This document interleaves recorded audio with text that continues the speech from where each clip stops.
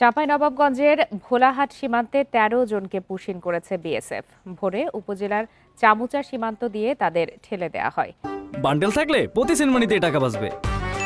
বিকাশ send money bundle কিনে জিতুন প্রতি লেনদেনে। বিজিবি জানায়, ভোরে চামুচা সীমান্ত এলাকা দিয়ে তাদের পুশিন করে কাঞ্চানটার ক্যাম্পের বিএসএফ এর সদস্যরা। পরে তাদের আটক করে চান শিকারী ক্যাম্পের বিজিবি সদস্যরা নিয়ে আসেন। আটককৃতদের ভোলাহাট থানায় হস্তান্তর করা হবে বলে জানিয়েছে বিজিবি। আটককৃতরা ২০২৩ থেকে ২০২৫ সালের মধ্যে বিভিন্ন সময়ে কাজের সন্ধানে ভারতে যান। পরে ভারতীয় পুলিশ তাদের গ্রেপ্তার করে। বিভিন্ন মেয়াদে সাজা ভোগের পর পুলিশ তাদেরকে সীমান্ত দিয়ে ঠেলে পাঠানোর জন্য বিএসএফ এর কাছে হস্তান্তর করে।